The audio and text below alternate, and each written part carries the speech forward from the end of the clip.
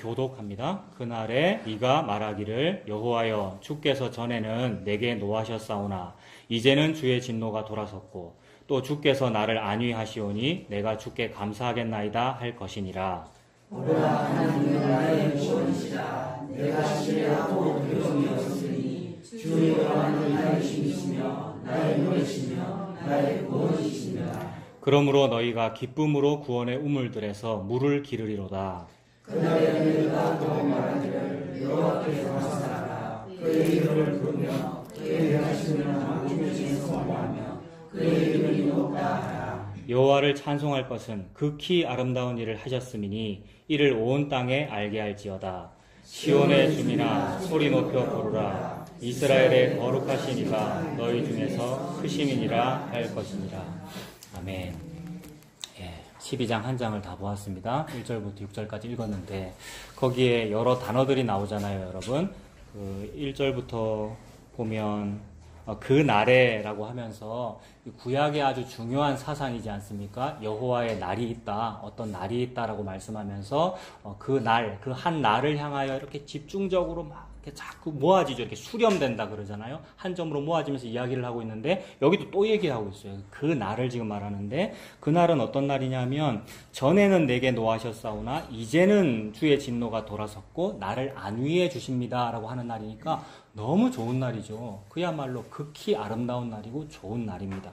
그래서 전에는 안 좋았으나 이제는 좋습니다. 이제는 안위를 받습니다. 제가 안식합니다. 위로받습니다라는 너무 좋은 일이잖아요. 그래서 너무 좋은 단어들이 쭉 나열되고 있어요. 2절도 보면 구원이라고 하고 신뢰라고 하고 나의 힘이다, 나의 노래시다, 나의 구원이시다. 한마디로 노래 부르고 있죠. 시편하고 똑같습니다. 노래 부르는 거잖아요. 3절도 보면 우물들에서 물을 기르리로다. 성경에 물이라고 하는 것은 너무 귀한 거잖아요, 여러분. 물이 없으면 죽는 것이고요. 그리고 목이 말라서 우물을 팠는데 파면 팔수록 흙탕물밖에 없는데 구원의 우물에서 생수가 있다는 것은 진짜로 마실 물이구나. 이것은 말씀이며 생명이고 진리고 곧 예수 그리스도이겠지요. 그것을 지금 찬송하고 있습니다. 4절도 여러분, 그날에 너희가 또 말하기를 여호와께 감사, 그의 이름을 부른다. 그의 행하심을 선포한다. 자랑한다. 그의 행하심을 찬송 부른다. 전부 좋은 단어들로 지금 노래하는 거지요. 5절도요. 이제 5절이 저는 클라이막스처럼 보이네요. 그래서 주제를 잡기를 5절로 주제 잡았습니다. 여호와를 찬송할 것은 극히 아름다운 일을 하셨다. 극히 아름다운 일을. 여호와께서 극히 아름다운 일을 하셨기 때문에 지금 그 날에 기뻐가지고 백성들이 찬송을 부르고 있는 거네요. 그러니까 이를 온 땅에 알게 할지어다. 시온의 주민아, 우리가 시온이었잖아요. 우리의 시온이라고 하는 그 이름은 우리가 좋게 지었으나 사실은 더러운 이름이었죠, 여러분. 시온의 원주민이 내가 되어가지고 내가 이 시온 이거 재개발해갖고 내가 큰 돈을 벌 거야라고 하고 있는 게 난데 그 시온을 박살내어버리고 왕으로 시온성에 들어오시는 분, 그분이 역사 속에서 다윗 왕이며 그분이 실제로 본체는 예수 그리스도시다. 나는 내 시온을 내가 시온 산성이야, 내가 교회야, 내가 성도야, 내가 성전을 짓겠어 라고 하고 있으면서 내 시온을 나는 빛내고 있는데 그거는 하나님께서 깨부수시는 거죠. 그래서 예수님께서 즉 다윗이 왕이 절름발이와 소경과 저 장애인들 다 죽여버려. 나는 내가 장애인 아닙니까, 여러분? 내가 병자고요. 내가 38년 된 병자고. 그래서 다 죽이시면서 내 안에 들어와서 그 시온을 진짜 시온으로 만드시는 거. 그게 진짜 시오니즘이죠, 여러분. 유대인들은 시오니즘으로 삽니다만. 그래서 그 예수님의 그 하나님의 진짜 아들과 딸이 된 아까 1절에 전에는 그랬는데 이제는이니까 전에는 루함하고 전에는 로암이었는데 이제는 루하마야, 이제는 너 은혜야, 이제는 내 딸이야, 이제는 내 아들이야, 암미. 전에는 이제는이라고 된 그 시온의 주민아, 6절이죠. 시온의 주민아 소리 높여 불러라. 이스라엘의 거룩하신 이가 너희 중에서 크심이니라. 전에는 내가 컸는데요. 내가 지은 시온성이 컸고 내가 지은 예배 당이 컸고 내가 막 건축해가지고 하는 그 성전을 보고 성전이라고 그러고 그랬는데 아니, 예수님이 크다. 그래서 거룩하신 이가 너희 중에서 크심이다. 이것을 지금 노래 부르고 있습니다. 그러니 1절부터 6절까지에 있는 모든 이 좋은 단어들을 막 다 동원해가지고 노래 부르고 있는데 이것이 5절 한 점에 딱 모이면서 5절에 있는 그 극히 아름다운 일, 그것을 지금 찬송 부르고 있는 거죠. 그래서 오늘 제목을 이렇게 정했어요. 극히 아름다운 일. 그리고 그것을 하신 분이 누구냐 이건데 먼저 그 극히 아름다운 일이 뭔지 그거 한번 보겠습니다. 여러분 읽은 12장에 제 성경책에는 파란색으로 감사 찬송이라고 제목 붙어 있거든요. 여러분 성경책은 뭐라고 붙어 있습니까? 거의 다 그렇습니까? 찬양의 노래. 예. 제가 이런 거 자주 물어보죠. 그러니까 본문 검은색 글씨는 여러분 텍스트고 성경책이고요. 그 외에 뭐 파란 글씨 이런 건 다 사람이 붙인 거잖아요. 숫자도 사람이 붙인 거고요. 그죠? 그래서 출판사마다 다 다릅니다. 근데 대체적으로 다 감사한다는 얘기고 노래 부른다는 얘기고 다 그런 제목이 붙어 있죠. 그러니까 무언가를 지금 굉장히 기뻐하면서 노래 부른다는 얘기입니다.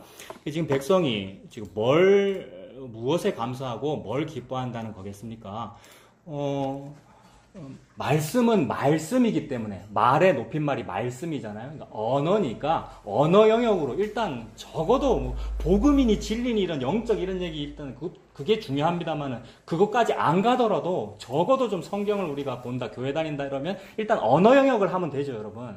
너무 수준 높은 이단도 있습니다만 수준 낮은 이단이 되는 것은 기본적으로 언어 영역이 안 돼서 그러는 거잖아요. 언어 영역이 되려면 어떻게 하면 되면 맥락을 보면 됩니다. 그죠? 앞뒤 말을 읽어보면 이게 무슨 뜻이구나 이렇게 되잖아요. 그래서 뭘 기뻐하고 뭘 노래 부르는가 이거를 보려면 그냥 맥락을 보면 되니까 바로 앞에만 읽어보면 되겠죠. 11장 우리가 다 봤는데 11장 1절이 뭡니까? 이새의 줄기에서 한 싹이 나는 것 때문에 기쁘구나 이거죠. 이새의 줄기에서 싹이 나는 것 때문에 이 사람들이 지금 감사할 일이 있구나. 이새의 줄기에서 싹이 나는 것 때문에 구원을 받는구나. 이 얘기고요. 11장 10절도 마찬가지입니까 여러분? 11장 10절도 이새의 뿌리에서 한 싹이 나서 그로 인해서 어떠한 구원의 사건이 있구나. 그런데 그 구원이라는 것은 결국 11장의 결론인 제일 끝에 보면 11장 16절에 뭡니까? 애굽 땅에서 나오던 날과 같은 구원. 그걸 구원이라고 하는구나. 하나님께서 저와 여러분에게 구원을 펼치시는데 그것은 마치 애굽 땅에서 나오는 그 모습으로 그 모양으로 펼치신다라고 말씀합니다. 그래서 방금 11장에서 본 그 이새의 줄기에서 다윗의 자손으로 태어나신 분이 여러분 답해 보십시오. 그분이 누굽니까? 예수님이지요. 이새의 줄기에서 다윗의 자손으로 태어난 그분이 예수님이고 그 예수님이 계시록 5장 6절에 요한계시록 5장 6절에 일찍이 죽임당한 어린 양이 보인다라고 그렇게 말하는데 일찍 죽임당한 어린 양이 그 예수님이구나.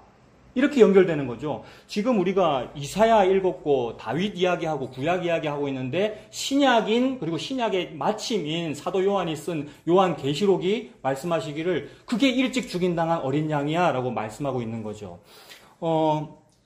그래서 그 계시록 5장 6절에 일찍 죽임당한 어린 양이라고 되어 있는데 제가 카페에 요거를 지금 올려놨는데 출애굽기 12장 46절 시편 34편 30 여러분 보시면 그 카페에 있습니다. 시편 34편 20절, 요한복음 19장 36절, 고린도전서 5장 7절 이런 곳에 전부 다 그 어린 양에 대한 이야기를 하고 있더라고요, 여러분. 그러니까 말씀이 어린 양에 대한 얘기를 하고 있는데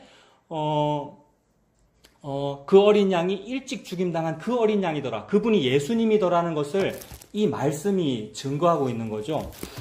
어떤 식으로 그냥 좀 더 이제 구체적으로 보면 계시록 5장 6절에 일찍 죽임당한 어린 양이라고 말씀하셨는데 그것이 결론이고 그 전에 어떤 근거들이 막 나오냐 하면 그 출애굽기 12장 46절에 보면 출애굽기 12장이 이제 6월절 애굽에서 나오는 그 이야기를 하는데 애굽에서 나온다, 6월절이다, 애굽에서 나오던 날과 같은 구원이다라는 이 모든 말의 핵심은 뭐냐 하면 어린 양이 하나 죽었어 라는 이거죠. 그래서 어린 양이 죽어서 그 피를 니들이 탈출할 그 문에다가 발라라는 거잖아요. 그래서 여러분 자주 말씀드리는데 우리가 여기 불나면 탈출해야 되는 곳에 녹색으로 엑시트 표시가 있더라는 거죠, 여러분. 이거는 이 두꺼비 집을 다 내려도 저거는 안 꺼지게 되어 있습니다, 여러분. 소방법이 그렇게 되어 있죠. 왜냐하면 사람의 생명을 구원하는 표시이기 때문에 아무리 정전이 돼도 저거는 안 꺼지게 만들어놔라. 그래서 안에 축전지가 들어있거든요. 평소에 전기통 할 때는 충전되고 있다가 정전되면 불이 켜진단 말이에요, 여러분. 이거 전부 일반 계시이고 인간의 법이고 인간의 질서들인데 모든 일반 계시 속에 나는 저게 빨간색으로 보여요 라는 진리가 들어있잖아요, 여러분. 우리가 정록생명입니다, 그러니까. 적색하고 녹색 구분을 못 알았잖아요, 여러분. 그러니까 정록생, 저게 적색으로 보이는 거예요. 저기가 지금 문에 뭐예요, 여러분? 얼마나 정확한지. 여기가 문에 뭐예요, 여기가?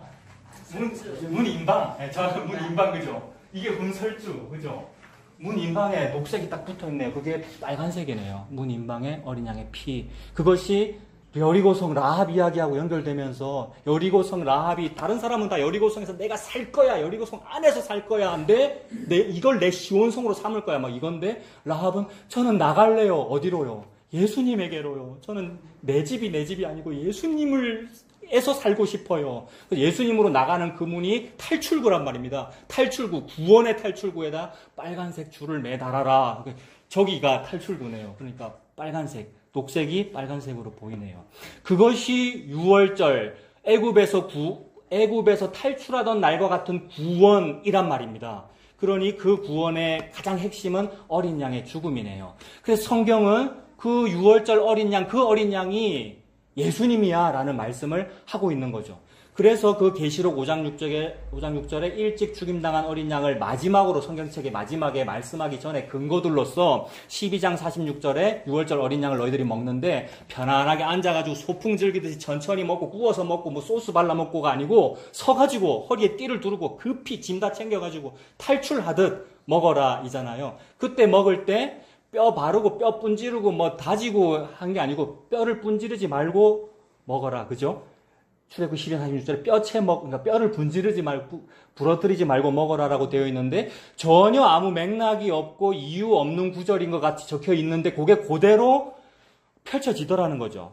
그래서 시편 34편 20절에도 그 뼈가 하나도 상하지 아니한다. 어떤 의인이 있는데 그 뼈가 하나도 상하지 아니한다라고 되어 있는 거. 거기까지만 읽으면 뼈가 안 부러진다는 무슨 얘기구나라고 멈출 수 있는데 그게 아니라 그거 어린 양을 말하는 거고 그거 예수님 말하는 거야라고 하나님은 지금 저와 여러분에게 증거하고 있는 거죠. 그래서 하나님의 관심사가 뭐니? 청취자들, 성도들은 딴 거에 관심사 가지는데 하나님은 내가 지금 너희들에게 말하는 것은 내 아들이며 나인 그 예수를 말하고 있는 거야. 내가 너희 눈에 보이게 6월절 어린 양을 보여줬고 그 고기를 니들이 먹었잖아. 저와 여러분이 수천 년 전에 어린 양을 먹었습니다, 여러분. 사람 사이에 있는 시공간을 없애버리면 되는 거죠. 그 수천 년 전에 서가지고 어린 양을 먹은 그 사람이 나잖아요. 그것을 오늘 합니다. 오늘 점심밥을 먹어요, 우리가. 먹는 그게 예수님 먹는 거잖아요, 여러분. 그래서 그래 먹잖아. 그때 뼈를 안 부지르지 아니하고 먹었잖아. 그것이 너의 눈에 보이게 내가 펼쳐줄게 라고 하면서 펼쳐진 그 일이 요한복음 19장 36절. 예수님께서 십자가에 달리셨는데 좌우에 강도가 둘이 달렸는데 그 안식일이 다가오고 있으니까 유대인들은 안식일은 거룩한 날인데 그 거룩한 날에 불경스럽게 시체를 나무에 달아놓으면 안 되니까 요구를 한 거죠. 당국에 저 시체를 빨리 저 사형수를 빨리 죽여서 시체를 치워주십시오. 재수 없으니까 라고 했는데 두 강도는 막 소리 지르고 있었겠죠. 얼마나 아팠겠어요. 막 소리 지르고 있으니까 군인이 가서 뼈를 꺾어서 죽여버린 거죠. 뼈를 꺾으면 십자가에 축 처지니까 이제 출혈이 더 심해지고 빨리 죽겠죠. 죽여버렸는데 우리 예수님은 뼈 꺾으려고 갔더니 이미 죽으셨다는 거죠. 그러니 우리 예수님이 얼마나 깡다구가 없으시면요, 여러분. 악이 없고 깡이 없고. 악이다 깡이다라는 용어는 군대 갔다 오신 분은 다 아시죠. 해병대는 악이다 깡이다인데 우리 예수님은 그런 게 없으신 거죠. 고운 모양도 없고 풍채도 없고 악으로 내가 이 십자가를 이기리라 뭐 이렇게 하신 것이 아니고 할 수만 있으면 아버지여 이 고난에 쓴 잔 마시지 않으면 안 됩니까? 라는 그런 모습으로 너무 힘드셔서 일찍 돌아가시지 않으셨을까라고 보여요. 그리고 그것이 일찍 죽임당한 어린 양하고도 단어적으로 연결되고요. 물론 요한계시록에 일찍 죽임당한 어린 양은 일찍이 이전에 죽임당한 모습이 보이더라라는 이런 뉘앙스입니다만 그냥 제가 그냥 국어적으로 연결한 겁니다. 일찍 죽으셨다. 십자가에 일찍 죽으셨다와 계시록 5장 6절에 일찍 죽임당한 어린 양. 신학적이진 않습니다. 제가 그냥 그렇게 표현해 본 겁니다. 근데 그것이 예수님을 말한다는 것은 확실합니다. 하나님께서 그렇게 증거하시는 거죠. 그 어린 양 뼈가 안 꺾였잖아. 십자가에서 뼈 안 꺾였잖아.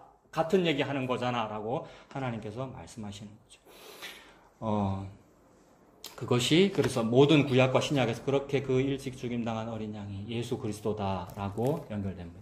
그 6월절에 그 예수님이 죽어서 구원받은 그 6월절의 구원 그것이 바로 애굽 땅에서 탈출하는 그 구원이지요. 그래서 애굽 땅에서 그렇게 나와가지고 애굽 땅에서 탈출하면서 당하는 사건 상징적이며 대표적인 것 애굽에서 탈출이다 이러면 딱 떠오르는 건 홍해를 건넌 거죠, 여러분. 홍해는 건널 수 없는 바다이고 요단강은 건널 수 없는 강이지 않습니까? 홍해와 요단강 그리고 갈릴리 바다, 우리가 빠져 들어갈 수밖에 없는, 비바람이 치고 폭풍이 일어나면 어찌할 수가 없는 막 그런 갈릴리 바다, 그 다음에 홍해, 요단강, 그것이 우리의 모습인데 그 홍해를 건너고 지금 노래를 부르는 모습이란 말입니다. 오늘 이사야 12장도 노래라고 그랬는데 너무 아름답고 놀라운 일, 극히 아름다운 일 때문에 너무 좋아서 노래 부른다 그랬는데 그게 뭐냐 하면 결국 홍해 건넌 것 때문에 노래 부르는 그 일, 애굽에서 탈출한 그 구원의 기쁨을 노래 부르는 그 일, 같은 이야기더라는 거죠, 여러분. 그래서 그 홍해 건너고 나서 노래 부르는 것이 출애굽기 15장에 나오는데, 출애굽기 15장 여러분 찾아봅시다. 출애굽기 15장에 구약 104페이지를 보시면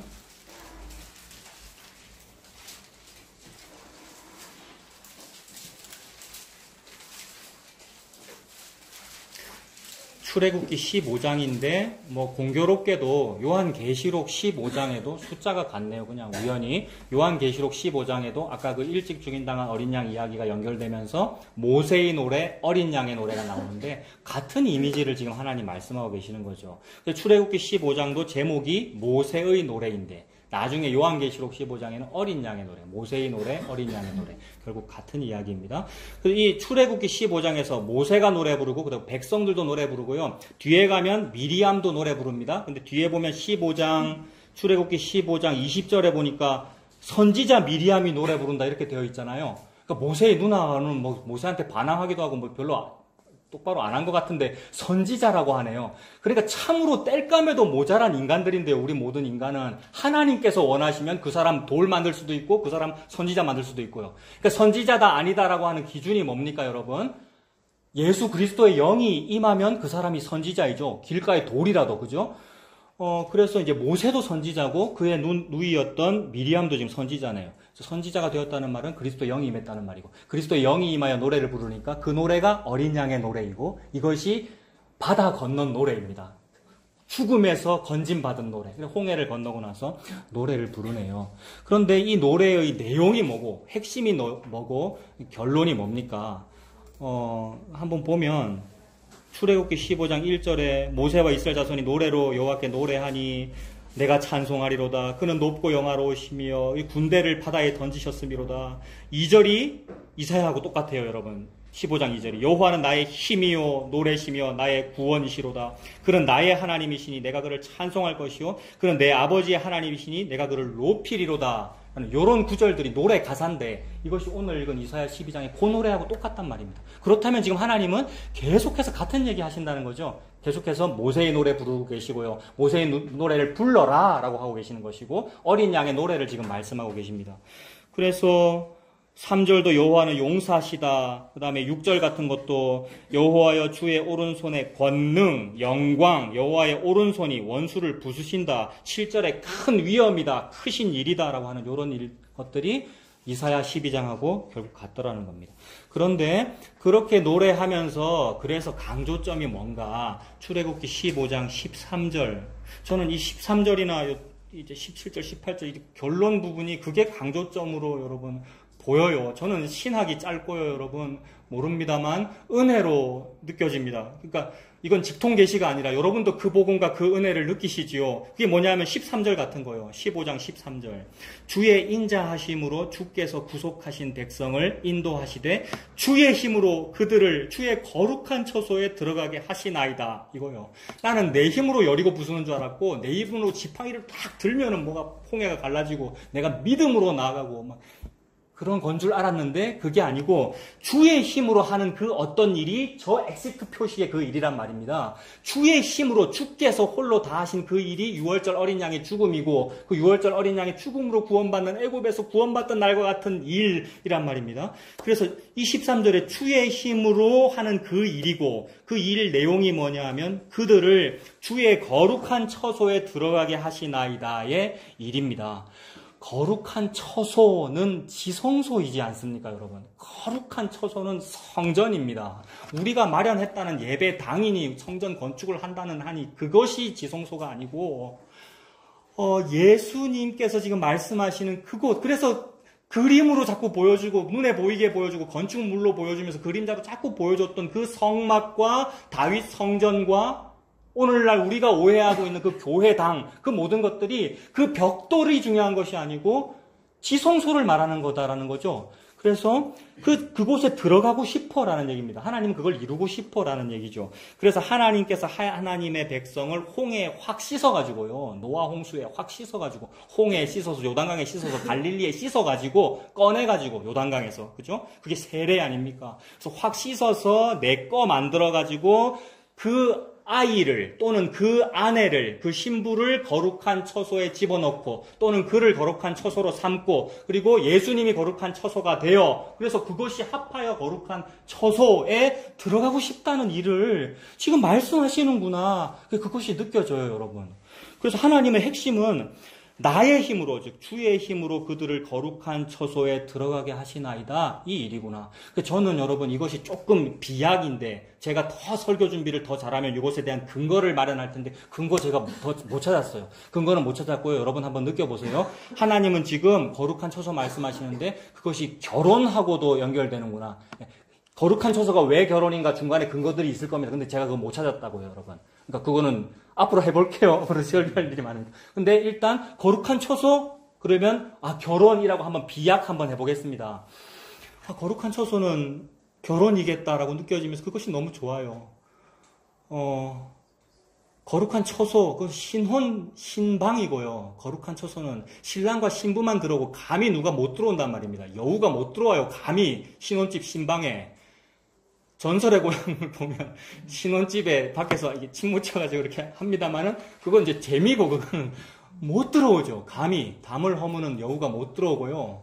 거기는 신랑과 그가 사랑하시는 그가 핏값 주고 사신 그의 아내만 있는 그 거룩한 장소 거기가 지성소란 말입니다. 그걸 이루고 싶은 거예요.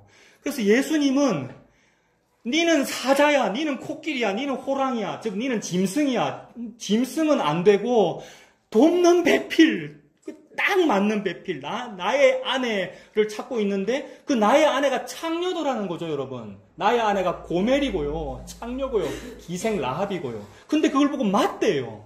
네가 나에게 딱 맞아.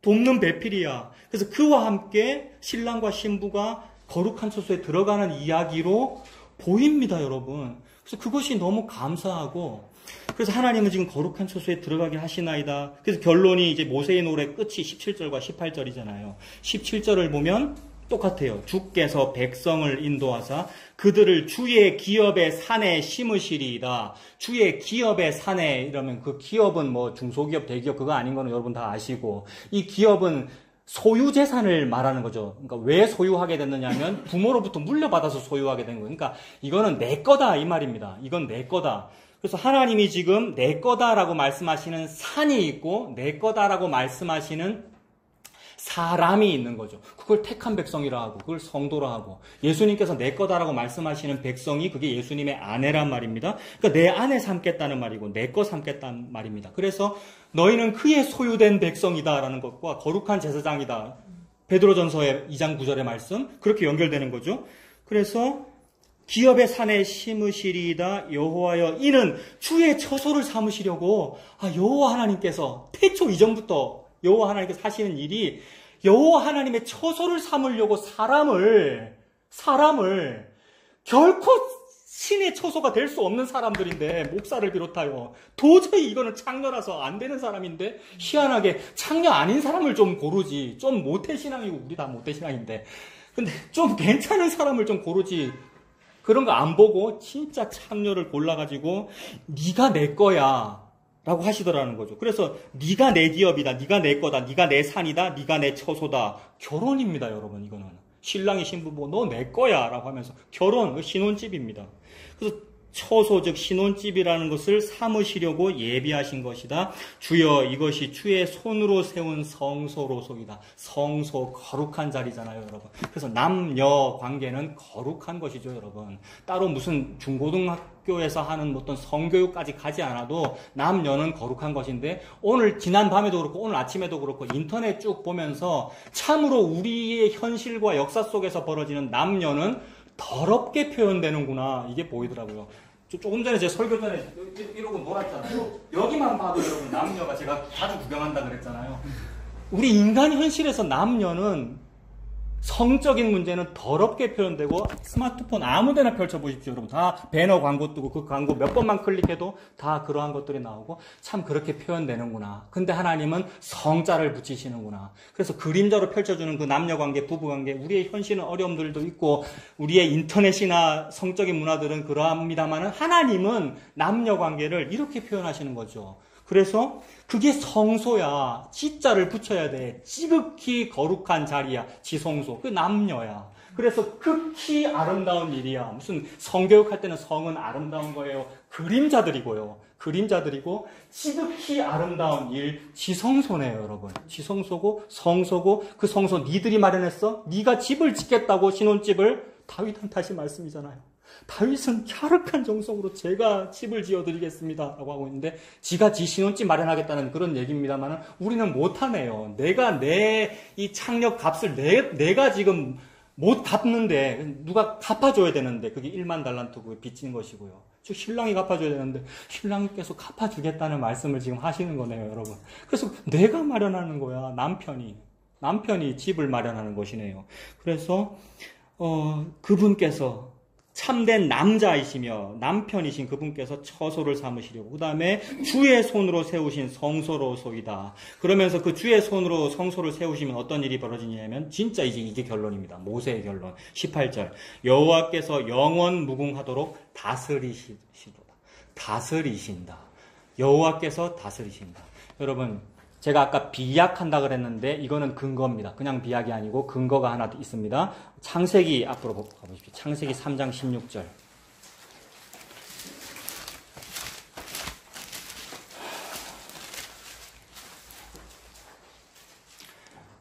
창세기 3장 16절이 저와 여러분이 내가 선악과를 먹어서 벌어지는 일이잖아요. 16절에 또 여자에게 이르시되 내가 너에게 임신하는 고통을 크게 더하리니 네가 수고하고 자식을 낳을 것이며 너는 남편을 원하고 남편은 너를 어떻게 합니까?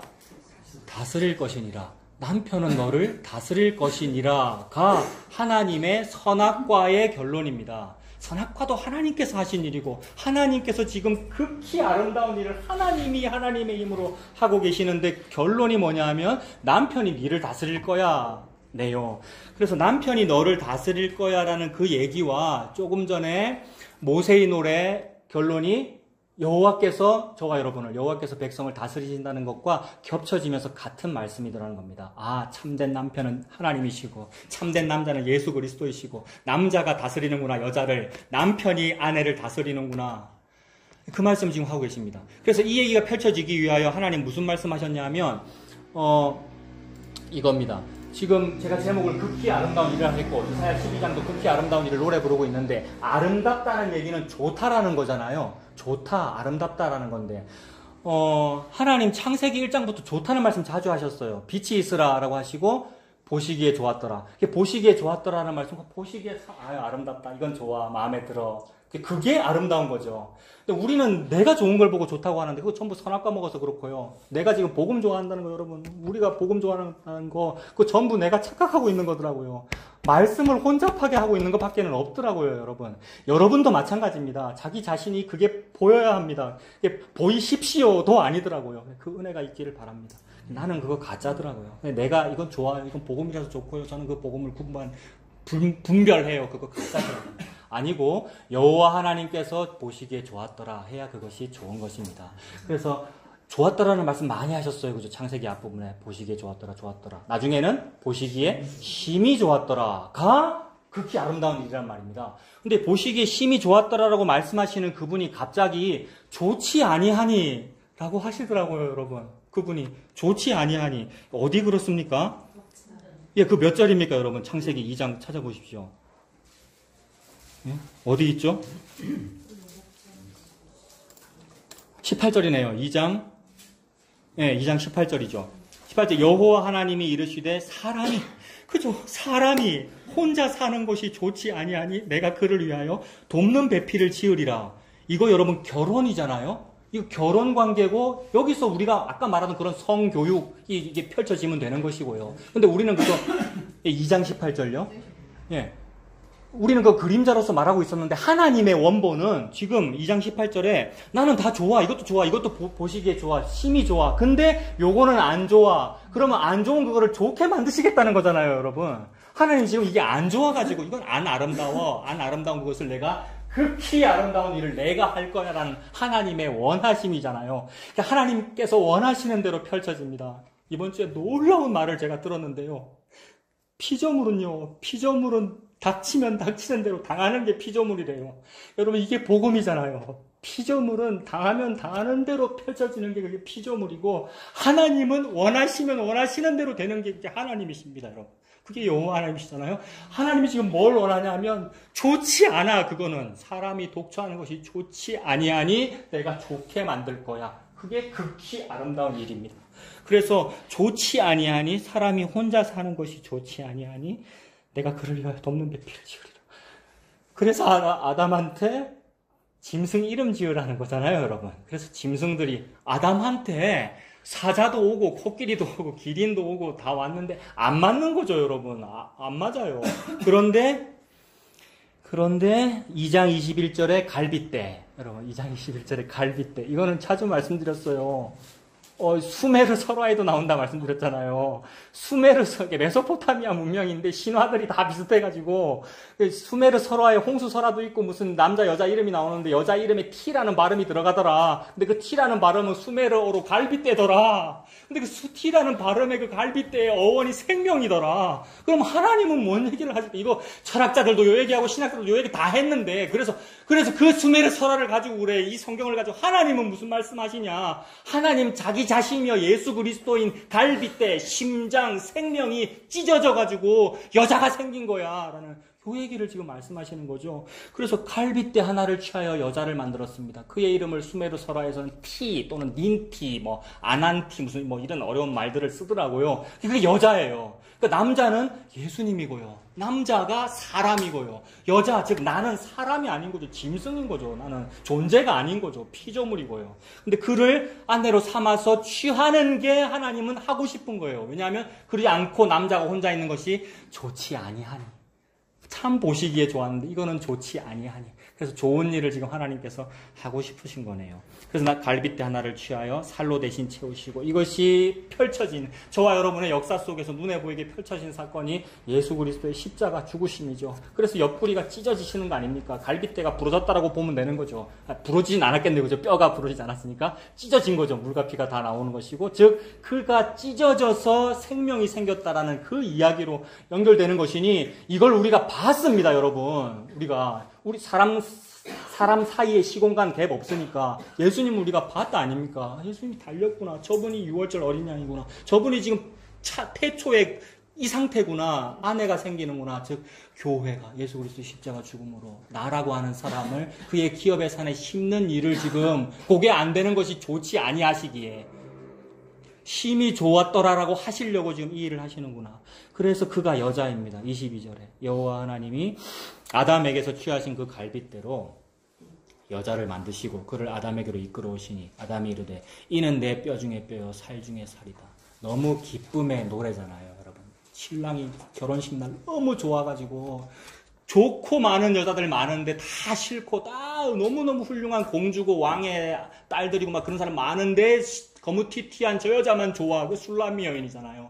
저 여자가 딱 나한테 저 여자가 나 너무 사랑해. 저 여자가 나를 사랑하고 내가 저 여인을 사랑해라고 자랑하고 있는 거. 결혼식이 자랑스럽지 못하면 여러분 아내가 자랑스럽지 못하면 결혼식을 몰래 하거나 혼인신고도 안 하거나 신부를 보여주지 않는데 신랑이 너무 못생긴 여자를 데리고 와가지고 하객들 다 보는 데서 자랑하는 건 그건 뭐예요, 여러분? 아예 남들이 수근수근 못하게 만들어버려요. 남들이 저 여자 못생겼네 이런 얘기를 못하게 만들어버려요. 너무 훌륭한 남자가 보세요. 아냅니다. 이렇게 해버리니까. 근데 여러분 이거 옛날에 성경 이해의 얘기로 들었는데 누군가 물건을 산다든 누군가 무슨 뭐를 마련했을 때 내가 이거 10,000원 주고 샀어. 이럴 때 옆에서 그거 5,000원에 파는데 라는 요 얘기 하지 말라는 이거 딴 얘기인데 여러분 이해되셨어요? 이거 성경 외의 교훈인데 그렇게 지금 만들고 계시는 거예요, 여러분. 이해되셨어요? 이거 일종의 삶의 지혜입니다. 누가 나 이거 얼마 샀어 이럴 때 괜히 알아도 가만히 있어야죠. 근데 알아도 가만히 있으라고 사도 바울이 빌레몬한테 오네시모를 중매하고 있는 거잖아요, 여러분. 그러니까 하나님이 저와 여러분 같은, 나 같은 이런 창기를 내 아내야라고 수많은 하객들 앞에서 공개해버린 겁니다. 그게 룻과 보아스의 결혼식이고요. 그래서 도대체가 유대인의 아내 될 수 없는 이 모압 여자가 얼마나 더러운 여자예요. 근데 아내 되는 그 이야기를 보고 좋았더라라고 하고 싶으셔서, 보시기에 심히 좋았더라라고 하고 싶으셔서, 그래서 이 이야기를 펼치고 계시네요. 그래서 그 하시는 말씀이 창세기 2장 24절에 이러므로 남자가 부모를 떠나 그의 아내와 합하여 둘이 한 몸을 이룰지로다. 아, 이게 하나님의 원하심이구나. 이게 하나님의 목표 지점이구나. 남자가 부모를 떠나서 그 아내와 합하여 둘이 한 몸을 이룰지로다. 이렇게 됩니다. 그러면 그것이 우리가 자주 살펴봤던 부부 이야기하면서 살펴봤고 남녀관계 이야기하면서 우리가 다 교회에서도 많이 들었던 에베소서 5장, 여러분 신약의 에베소 5장 26절.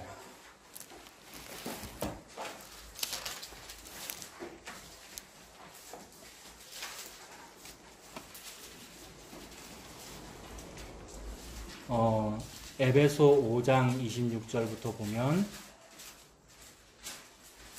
하나님께서 무언가가 좋지 아니하기 때문에 그 좋지 아니한 것을 극히 아름다운 어떤 기이한 일을 하시려고 하신 작업이 5장 26절. 이는 곧 물로 씻어 말씀으로 깨끗하게 하사 거룩하게 하시고, 물로 씻으려면 홍해에 담가버려야 되죠, 여러분. 그래서 홍해에 담갔다 꺼낸 거죠. 홍해 가르러서 구원받았다라는 얘기는 홍해에서 저와 여러분이 씻었다라는 말입니다. 그 말은 신약교회로 연결되면서 세례라는 전통으로 이렇게 나오는 거죠. 요단강에서 세례받는다. 우리가 교회 등록하면 세례받는 그 얘기가 그림자들이었는데 원본이 이거였다는 거죠. 물로 씻어 말씀으로 거룩하게 하사 깨끗하게 하사 거룩하게 하시고 자기 앞에 영광스러운 교회로 세우사 티나 주름 잡힌 것이나 이런 것들이 없이 거룩하고 흠이 없게 하려 하십니다. 라고 할 때의 이미지는 순백의 웨딩드레스가 보이는 거죠, 여러분.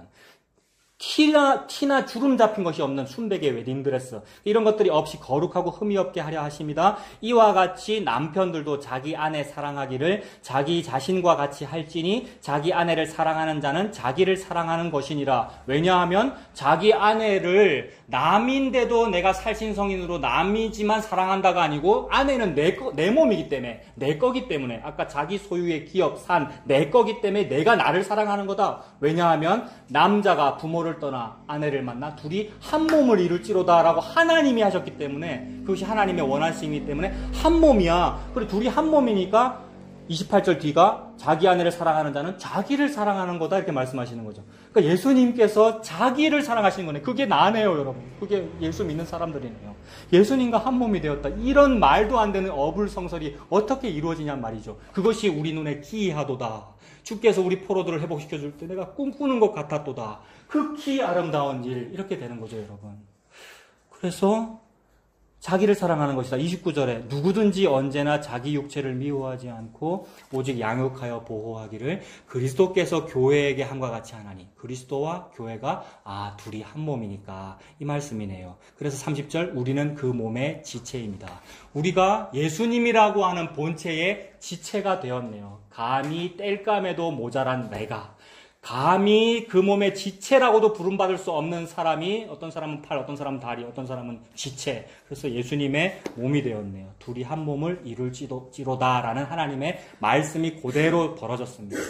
31절에 그러므로 사람이 부모를 떠나, 세상에 이게 창세기의 말씀이네요, 여러분. 그러므로 사람이 부모를 떠나 그의 아내와 합하여 그 둘이 한 육체가 될지니. 조금 전에 읽었던 창세기 2장 24절에 하나님께서 이 말씀 하신 것이 그대로 에베소서에 나오면서 사람이 부모를 떠나 그의 아내와 합하여 그 둘이 한 육체가 될지니 이 비밀이 크도다. 나는 그리스도와 교회에 관하여 말하노라. 성경은 계시의 책이고 너무 어렵다고들 하고, 저는 정말로 어렵습니다. 아무리 신학을 해도 아무 소용이 없고 어려운데 비밀을 다 보여주시네요. 비밀 내가 밝히 보여줄게. 비밀은 이거야. 이 비밀이 크도다. 나는 그리스도와 교회에 대하여 말하노라 하셨습니다. 이것이 하나님께서 좋지 아니한 것을 보시기에 심히 좋았더라의 상태로 다 이루신 일입니다. 그래서 그 다 이루신 일이 십자가에서 펼쳐진 거죠. 예수님께서 다 이루었다라고 하셨습니다. 이것이 극히 아름다운 일입니다. 오늘 제목을 극히 아름다운 일을 하신 그분이 누구냐라고 했는데 먼저 요거 하라고 한다고 했죠. 극히 아름다운 일, 이거군요. 그러면 그 맥락으로 시편 132편을 한번 보세요, 여러분. 시편 132편.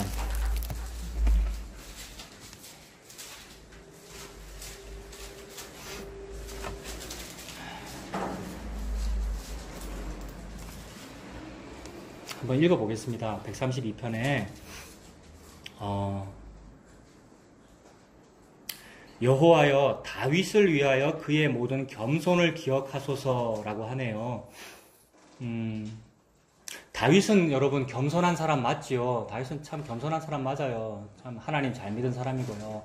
그런데 한편 동시에 하나도 안 겸손한 거죠, 여러분. 그게 우리들이잖아요, 여러분. 우리가 참 예수님 믿고 뭐 모태신앙이고 내가 목사고 내가 직분자고 합니다마는 참 잘한 것이 그것이 하나도 잘한 것이 아니고 예수님을 십자가에 못 박은 거란 말입니다. 근데 다윗은 겸손한 사람이면서 동시에 하나도 안 겸손한 거죠. 전혀 겸손하지 않죠. 그래서 남의 아내를 우리아의 아내 밧세바를 취하는 그런 사람이고요. 살인 교사범이고요. 음란하고 간음한 사람이고요. 그런 사람인데 지금 다윗이 겸손하다고 말씀하고 있어요. 그러면 그 겸손은 도대체 뭘까? 이렇게 이제 봐야 되겠죠. 2절에 보면 그가 여호와께 맹세하며 야곱의 전능자에게 서원하기를 그 다윗이라고 불리는 어떤 그런 분이 맹세도 하셨고 서원도 하셨대요. 서원하시기를 내가 내 장막집에 들어가지 아니하며 내 침상에 오르지 아니하고 내 눈으로 잠들게 하지 아니하며 내 눈꺼풀로 졸게 하지 아니하기를 서원하고 맹세하고 작심하셨네요.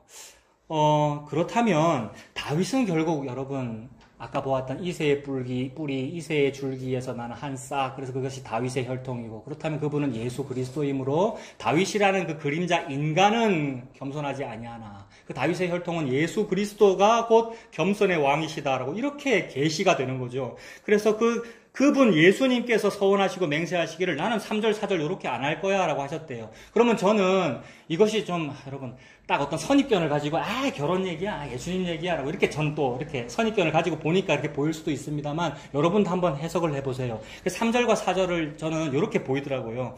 그 예수님께서 함부로 집에 들어가거나 함부로 침상에 올라서 아무 여자와 잠들거나 하시지 아니하시고로 저는 보이더라는 겁니다. 그래서 내 눈으로 잠들게 하지 아니하며 내 눈꺼풀로 졸게 하지 아니한다. 그러니까 어떠한 행동을 함부로 하지 아니한다. 그래서 그렇게 연결되면 보아스라고 하는 남자가 보아스의 그 타작 마당에서 보리단을 세워놓고 잠을 자는데 그게 유대인의 풍습인데 거기에 어떤 여자가 들어왔다고 해서 함부로 취하거나 함부로 자기의 정욕을 채우지 아니하고 보기에 좋지 아니한 일을 하지 아니하고 보기에 아름다운 일을 하시는 거죠.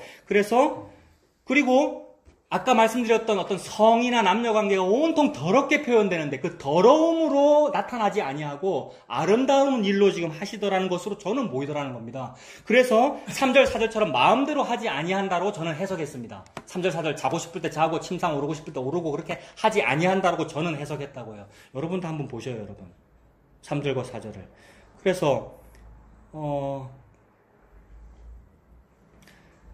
그렇게 되면 그러한 것이 겸손이다. 그래서 예수님께서 겸손의 왕이시고, 예수님께서 예루살렘 입성하실 때에 낙이 타고 입성하시고요. 그 모습이 연결되는 거죠. 그래서 이제 5절에 여호와의 처소. 그렇게 여호와의 처소 이야기가 나오는 거죠.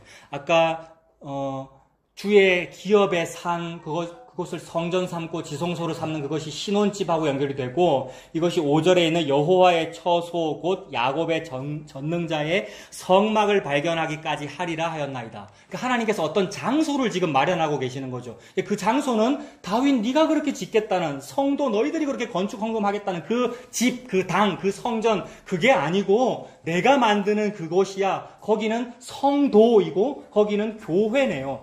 교회를 지금 마련하고 있는 것이네요. 교회를 신부로 마련하고 있는 것이네요. 그 신부가 신혼집이고 신랑이 너무나도 바라고 있는 돕는 배필이란 말입니다. 돕는 배필이라는 말은 딱 맞는, 내가 딱 아름답다고 하는, 내가 딱 보기에 힘이 좋다고 말하는 그 존재를 만들고 싶다는 거죠. 그래서 이분은 지금 겸손하다고 불리는 이 132편의 이분은 함부로 눈꺼풀 감거나 함부로 잠자거나 함부로 딴짓하거나 하지 아니하시고, 그게 겸손한 겁니다. 그게 온유한 거고요. 그래서 온유하셔서 하신 일이 뭐냐면 5절 여호와의 처소고 야곱의 전능자의 성막을 발견하기까지는 쉬지 않는다는 뜻입니다. 발견하기까지 하리라라는 요 말이. 그래서 나오미, 시어머니 나오미가 룻과 대화를 하다가 그걸 느끼고는 루사, 그래 가만히 있어라. 나오미는 자기 계획대로 둘이 결혼시키려고 그랬단 말입니다. 근데 내 계획대로는 아니 되는구나. 그러나 괜찮다. 루사 너 가만히 있어라. 그 사람 보아스가 이 일을 성취하기 전에는 쉬지 아니하리라. 그분은 쉬지 않는구나. 우리는 서원 맹세해도 작심삼일이고 가끔씩 쉽니다, 여러분. 금식해도 빼먹기도 하고요. 그럴 수 있죠, 우리 배고프니까. 근데 그분은 서원하면은 지키더라는 겁니다. 이분이 누구냔 말이죠. 132편에 다윗이라는데 다윗은 아닐 것 같은데 다윗은 안 했어요. 맹세하고도 하나님 배반하고 막 이러는 사람인데, 근데 그럼 누구냔 말이죠. 예수님이 그렇게 서원하셨고 그렇게 맹세하셨고, 예수님이 마치 그 창세기에 하나님의 아들들이 사람의 딸들의 아름다움을 보고 자기 마음에 원하는 대로 다 아내를 삼는다는 이 이야기가 19금의 이미지이고, 아까 말씀드린 성적인 더러움들인데 그렇게 하지 않았다라는 말이죠. 그분이 그렇게 하지 아니하고 거룩한 결혼을 이룬다. 5절에 성막, 성소, 처소를 발견하기까지 한다. 그게 지금 나오미가 발견한 그 일이잖아요. 보아스가 이 일을 완성하기 전에는 쉬지 아니하리라. 그래서 그 다음 날부터 당장 보아스가 뭐 하죠, 여러분? 날 박자마자 장로 다 소집하고 가까운 고엘, 기업 물을 사람 다 소집해서 결혼 절차를 착착착착 밟아서 결혼을 진행하더라는 거죠. 그 결혼식이 뭡니까? 요렇게 딱 지금 결혼식 분위기네요, 여러분. 하객 쫙 앉아갖고 하객들이 다 수근수근 할 수 있는데 실제로 수근수근 했습니다, 여러분. 나오미가 룻을 데리고 털레털레 거짓골이 되어서 베들레헴 마을로 들어올 때에 사람들이 뭐라고 했죠? 저 나오미 아이가 이렇게 한 거, 그게 지금 욕한 거란 말이에요. 근데 그 욕이 힘이 아름다운 일로 바뀌도록 만드는 거죠. 룻의 결론이 사람들이 이 오벳이, 나오미가 오벳을 안았다. 저 집안에 상속자가 있다. 아들 태어났다. 와, 떡두꺼비 같아. 좋겠다. 막 찬송을 부른단 말입니다. 이건 모세의 노래잖아요, 여러분. 홍해 건너고 나서 구원의 노래고요. 하나님 지금 그렇게 결혼을 펼치고 계시는 거네요. 그래서 5절에 그 여호와의 처소, 야곱의 전능자, 성막을 발견하기까지, 사람을 처소 삼으시는구나. 사람을 성막 삼으시는구나. 그 사람이 지성소구나. 그 사람이 성전이구나. 그래서 신약에 와서는 성령께서 너희 안에 거하시며 너희가 여호와 하나님의 성전임을 알지 못하느냐? 라고 말씀하신 거죠. 그래서 저와 여러분이 그 여호와 하나님의 감히 내가 성전으로 불린다라는 것이 흑히 아름다운 일이네요, 여러분. 그래서 그걸 노래합니다. 시편 132편이. 이거 그냥 읽을게요, 여러분. 길어도 다 읽고 싶어요. 6절도 보세요. 우리가 그것이 에브라다에 있다함을 들었대요. 여러분, 에브라다가 뭔데요? 베들레헴이잖아요. 미가서에서 베들레헴 에브라다야. 너는 유다 고을 중에 가장 작지 아니하도다. 네게서 한 다스리는 자가 나온다. 다스리는 자 누굽니까? 다스리는 자 아내입니까? 남편입니까? 아내 여러분들께서 대답하시기 바랍니다. 예수님 이야기하는 거죠, 여러분. 이 비밀이 크도다. 나는 그리스도와 교회에 관하여 말한다. 다스린다. 그분은 예수 그리스도이며 남편입니다. 그래서 에브라다 하면은 그 남편이 오신 자리, 남편이 참으로 남편답지 못한 모습으로 오신 자리, 참 거짓골을 하고 참으로 더러운 짐승 밥그릇에 짐승 밥이 되어가지고 오시는 그 자리가 에브라다, 베들레헴. 그리고 에브라다에 있다함을 들었더니 나무밭에서 찾았도다라고 하는데, 여기는 더 연구하지 않았습니다. 나무밭, 거기 각주 붙어 있는데 야일의 밭 이렇게도 돼 있습니다만, 여러분도 한번 찾아보세요. 분명히 예수 그리스도에 관하여 계시하고 계시는데 더 보지 못하였습니다. 그런데 일단 기본적으로 나무 이러니까 또 십자가가 떠오르긴 하더라고요. 근데 너무 그렇게 알레고리로 너무 가지는 맙시다. 저는 거기까지에서 멈췄습니다. 아무튼 에브라다 나무밭 그 장소를 찾았다라는 것은 예수 그리스도와 그의 십자가 그리고 그의 아내와 하나됨을 하나님은 계시하고 계십니다. 그 7절도 우리가 그의 계신 곳으로 들어가서 그의 발등상 앞에서 엎드려 예배하리로다. 여호와여 일어나서 주의 권능의 개와 함께 평안한 곳으로 들어가소서. 신혼집이 떠올라요, 여러분. 신혼방 그 두 사람의 처소 그 평안한 곳으로 들어가소서. 주의 제사장들은 의를 옷 입고 제사장이 입는 옷 그 세마포 옷 그것이 결국 웨딩드레스잖아요, 여러분. 그 옷으로 가려지지 아니하면 죽습니다. 지성소에서 종을 달아야 되고 끈으로 묶어야 될 정도로 두렵고 떨리는 자리입니다, 여러분.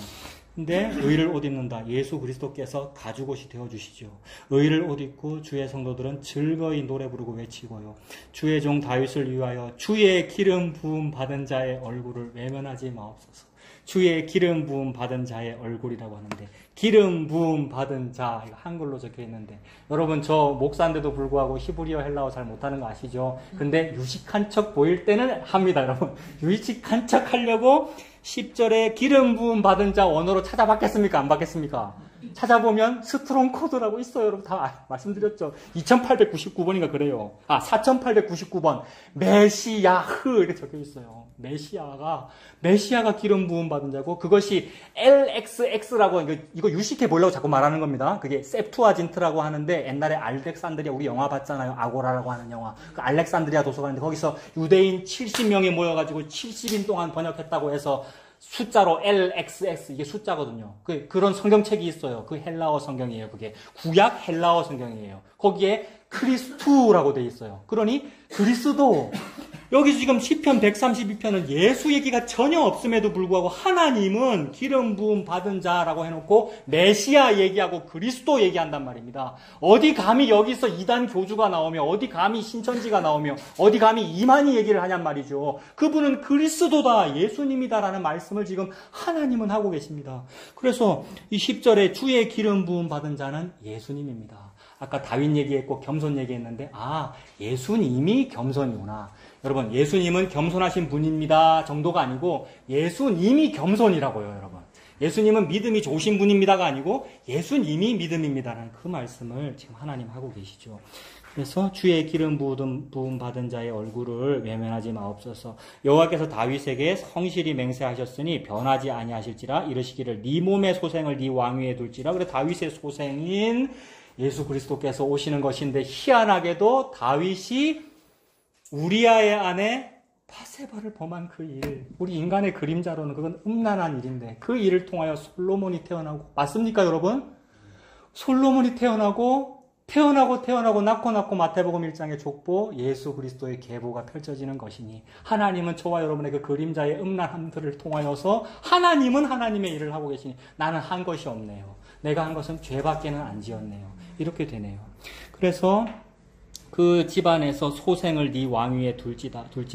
12절 네 자손이 내 언약과 그들에게 교훈하는 내 증거를 지킬진데 그러니까 누가 지킵니까, 여러분? 나는 목사라서 내가 기독교를 지키는 줄 알았고 내가 하나님 말씀을 순종하겠다고. 옛날에는 정말로 잘 순종했고 이제는 복음하니까 더 잘 순종합니다라고 하려고 그랬는데 이 주제가 뭐예요, 여러분? 극히 아름다운 일을 하시는 분이 누구냐를 지금 묻고 있는 건데 이 지금 순종하시는 그분이 누구냐라고 지금 네 자손이 내 언약과 그들에게 교훈하는 내 증거를 지킬진대라는 말은 지킨다면이라는 말인데 우리는 아무도 안 지키죠, 여러분. 우리는 아무도 안 지키는데 지키는 분 딱 한 분 있다는 얘기네요. 지킬진대. 지키면 그분이 왕 된대요. 지키면 그들의 후손도 영원히 네 왕위에 앉으리라. 예수님이 다 지켰고 예수님이 극히 아름다운 일을 다 하셨고 하신 그분이 왕이시군요. 이 말씀을 지금 하나님 하시는 거지요. 그래서 내 증거를 지킬진대 그들의 후손도 영원히 네 왕위에 앉으리라 하셨도다. 여호와께서 시온을 택하시고 자기 무엇을 삼습니까? 거처를 삼고. 이거 계속 같은 이야기잖아요. 신혼집입니다. 신혼집, 지성소, 성전. 그래서 시온을 택했대요. 시온은 창녀입니다. 거기 원주민이 원래 살고 있었고 이거 내 거야 라고 막 내가 나를 주장하며 사는 그 자리인데 그거를 택하시고 자기 거처를 삼고자 하여 이르시기를 이는 내 영원히 쉴 곳이다. 그냥 평안한 곳이잖아요. 거기 살고 싶으신 거잖아요. 그래서 임마누엘입니다. 임마누엘은 거주하다라는 뜻이거든요. 함께 한다, 함께 계신다라는 함께 산다. 드웰 영어로 거주한다는 말이란 말이에요. 그러니까 성전에 살고 싶으신 거죠. 아내와 살고 싶습니다. 내가 영원히 쉴 곳이라 내가 여기 거주할 것은 이를 원하였음이로다. 그래서 원하였음이로다에서 의문이 풀렸어요. 왜 펼쳐지지? 왜 지구가 자전하지? 왜 이러고 있지? 왜 이거 선악과는 왜 있지? 왜 여기 시간은 이거 왜 있고 시공간은 왜 있지? 그분이 원했구나. 그분이 원하면 그게 돼요. 내가 원하면 내가 원하는 대로 되면 그건 저주고요. 그분이 원하면 그게 돼요. 그분이 원했구나. 14절 끝이 이를 원하였음이로다. 그분이 좋지 아니하는 것을 극히 아름답게 하시기를 원했고요. 좋지 아니하도록 하셔가지고 극히 아름다운 일을 펼치시기를 원했고요. 그래서 십자가가 있고요. 그래서 선악과가 있고요, 여러분. 그래서 이를 원하였음이로다. 그래서 아내 만드시고 아내를 씻으셨고 아내를 삼으셨고 결혼하셨습니다. 이를 원하였음이로다. 내가 이 성의 식료품에 풍족히 복을 주고 떡으로 그 빈민을 만족하게 하리로다. 여러분, 이거는 그냥 웃음이 나고 재밌어요. 남편이 식료품 마련해서 밖에 돈 벌어 오잖아요, 여러분. 15절 그렇지 않아요, 여러분? 식료품을 풍족히 주고 떡으로 그 빈민이 누군데요? 고아 과부네요. 나네요, 나. 과부로 보면 그야말로 남편이 필요한 나고, 그죠? 과부니까. 고아로 보면 뭡니까?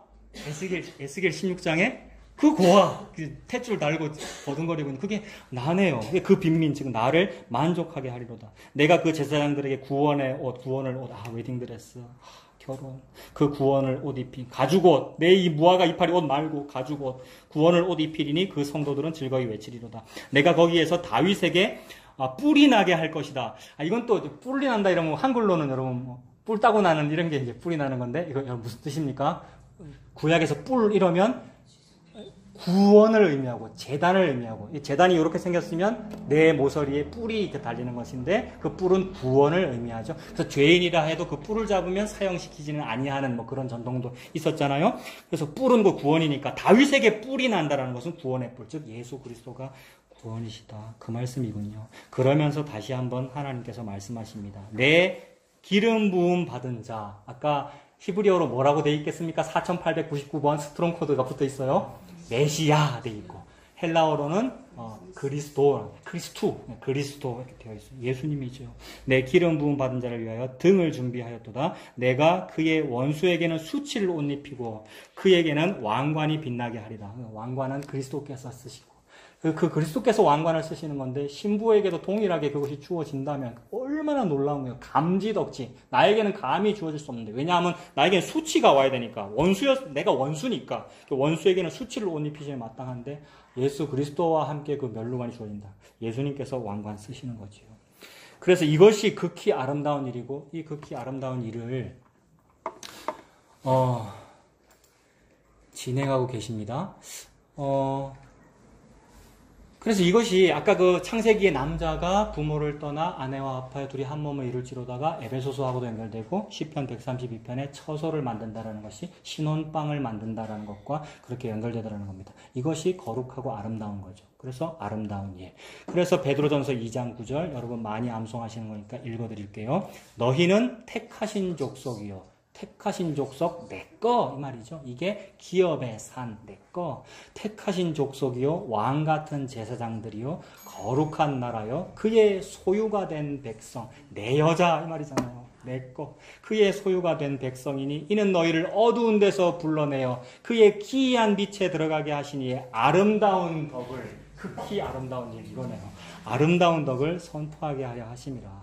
그러면 이제 결론입니다. 그래서 극히 아름다운 일 다 살펴봤는데 이미 그리고 결론 다 나왔습니다. 그 극히 아름다운 일을 하신 분이 도대체 누구냐? 극히 아름다운 일을 하신 분이 도대체 누구냐? 이미 결론 다 나왔지요. 예수 그리스도 메시아이시지요. 다윗의 혈통에서 태어난 그분. 그래서 마구간에서 태어난 그분, 십자가에서 다 이루신 그분, 예수님입니다. 근데 말은 그렇게 해놓고 아니더라고요. 제가 그렇게 안 믿더라고요. 말은 그렇게 하고 신학으로도 그렇게 말했고 그렇게 설교했고 복음 알았다고 또 복음으로도 예수님이에요. 예수님 중심이에요. 구속사예요. 라고 해놓고 제가 아니더라고요. 그것이 말씀을 혼잡하게 하는 거더라고요. 여러분 인터넷이 막 혼잡의 바다인데 거기다가 저도 계속해서 이거 올리는 것이 참으로 말씀을 혼잡해 하는 거더라고요. 참 부끄럽습니다. 내가 말씀을 혼잡하게 하는데 그것이 아니라고 이렇게 주중에 말씀을 보다가 또 여러분이 저에게 설교를 주셔요. 여러분 이번 주는 좀 너무 놀래버렸어요. 여러분. 여러분도 다 아셔요. 목사님도 아닌 어떤 분이, 그러니까 목사님도 아닌 이런 표현을 제가 그냥 웃기려고 하는 겁니다. 어떤 집사님이 설교를 하시는데 그걸 제가 MP3로 들었는데 그냥 복음이란 말이에요. 그래서 여기서 춤을 췄어요. 제가 혼자서요. 그분이 저한테 주신 분이 여기 계시는데 그분이 같이 계실 땐 제가 춤 안 췄고 저 혼자 여기서 들으면서 이게 복음이라고 하니까 춤을 췄다고요, 여러분. 여러분, 나한테 복음이, 여러분, 저 목사입니다, 제가 여러분. 대한예수교장 목사인데, 나한테 분명히 복음이 있는데, 왜 그럴까요? 왜 그러냐면, 여러분, 자꾸 굳은 살이 되더라고요. 발 뒤꿈치에 굳은 살 생기듯이, 복음이 나를 또 우상숭배하게 하더라고요, 여러분.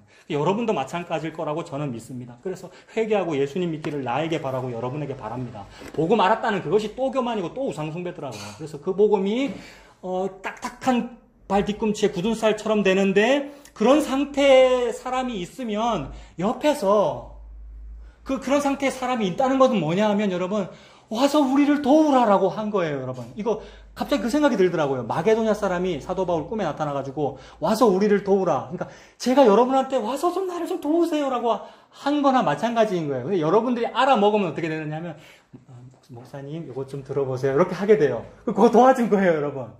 그러니까 복음을 살리는 것은 복음입니다. 그래서 복음이 저한테 이번 주에 와가지고 너무 좋아가지고 여러분 제가 지금 무슨 얘기하다 일로 와버렸어요? 그러니까 내가 믿는데 그렇게 아름다운 일을 하신 분이 예수님이라고 믿는데 안 믿더라는 거죠, 여러분. 내가 이 복음을 믿는데 우리는 복음을 안 믿더라고요. 그래서 그렇게 아름다운 일 내가 다 알았어. 그래, 그렇게 아름다운 일을 하는 사람이 또 나야. 복음 아는 나. 이러고 있는데 한 개도 아니더라는 거죠, 여러분. 그렇게 아름다운 일을 하는 사람은 복음 아는 그 사람, 저와 여러분 복음 성도 그 사람 아니더라고요. 오늘 저 이제 거기 수련회 가는데 구경하러 간다 그랬잖아요. 그러니까 구경 놀러 가는 건데 진짜 사람도 보고 이렇게. 근데 나도 죄인이고 죄인들이 모였구나. 근데 죄인이 모인 것을 보면서 이제 뭐가 이제 느껴야 하겠습니까? 내가 이렇게 죄인이고 땔감보다 뭐죠? 땔감에도 쓸모없는 레바논 같은 그런 인간이니까 이는 예수님이 필요해라니 요 얘기죠, 여러분. 그래서 이것이 나를 돕는 거고 여러분을 돕는 거고요, 여러분. 뭐가 저와 여러분을 돕겠습니까? 뭘 받아야 내가 좀 이렇게 도움을 받을까요? 복음 받으면 도움 받는 거네요, 여러분. 복음 받으면 그게 생명을 얻는 거네요. 그래서 그 복음이 뭐냐 하면 무슨 찬송을 부를까 이렇게 보다가 찬송가 204장 가사 한번 보십시오, 여러분. 좀 이따가 부를 건데 204장 가사를 한번 보세요. 복음이 뭔가 이렇게 그냥 느껴지는 게 이런 거더라고요. 204장 가사. 1절에 주의 말씀 듣고서 준행하는 자는 이게 주의 말씀 듣고서 준행하는 자가 누굽니까, 여러분? 주의 말씀 듣고서 준행하는 자가 낸 줄 알았고 내가 준행을 해야 내가 예수님이라고 하는 반석 위에 털을 닫고 집을 지어가지고 그 집이라고 하는 신앙이라고 하는 집과 복음이라고 하는 집을 내가 옛날에는 교회를 집 삼아 지었는데 그거 아니고 나는 복음이에요 막 이러고 있었는데 그것도 아니더라는 거죠. 그래서 주의 말씀 듣고서 준행하는 자는 예수님이구나 라는 것이 춤출 이유입니다, 여러분. 내가 준행하려고 해봐요, 여러분. 얼마나 그것이 어렵고. 되지도 않으면서 연기한단 말이에요. 제가 오늘 저희 집 장롱에 있는 제 목사 가운을 들고 오려고 그랬는데, 저는 목사 가운이 있는 남자입니다, 여러분. 제가 졸업하면서 교회에서 사주시더라고요. 그게 그 당시 돈 25만 원이었나 그랬는데, 그거 딱 받으면서 제가 메모를 딱 남겨놨어요. 25만 원 돈 값어치도 못하는 목사가 되지 말자. 이게 저의 소원이고 맹세였단 말입니다. 25만 원짜리 합니까, 제가, 여러분? 사례를 너무 많이 주시는 거죠, 그러니까. 10원짜리도 안 되면서, 여러분, 땔감에도 소용이 없는 일을 하면서 맹세를 하고 소원을 하는데 무슨 준행을 해요, 여러분? 우리가 아니더라고요.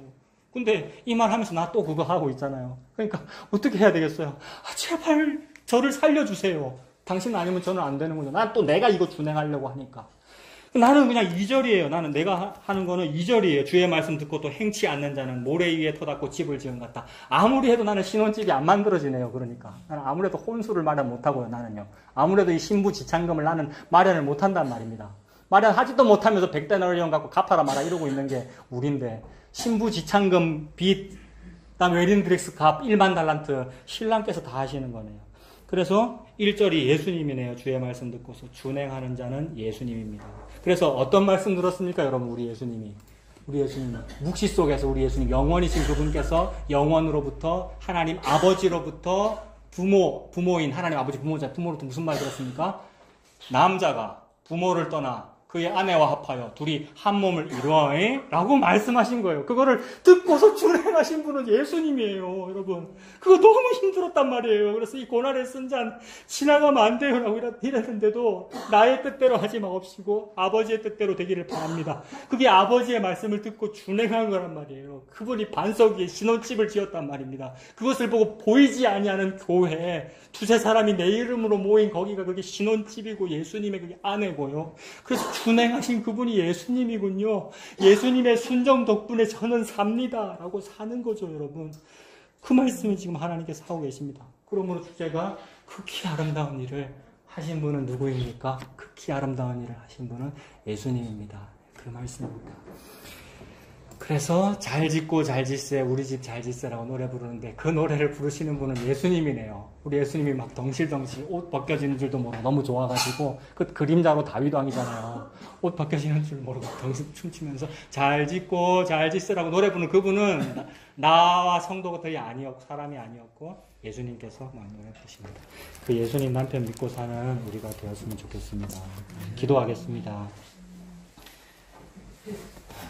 살아계신 하나님 아버지, 하나님께서 모든 말씀을 다 이루어 주셔서 감사합니다. 풀은 마르고 꽃은 시드는 것 같이 나의 준행과 순종과 서원과 맹세는 자꾸 굳은 살이 되고 자꾸 나의 복음도 굳은 살이 되는데 그러나 주의 말씀은 변치 아니하며 말씀대로 다 이루어져서 너무나도 감사합니다. 그 말씀을 듣고 준행하신 분이 참 사람이며 참 남자이시며 남편이시며 메시아이신 예수 그리스도이신 줄로 믿습니다. 그 예수님 믿고 살아가도록 우리를 인도하여 주시옵소서. 예수님 이름으로 기도합니다. 아멘.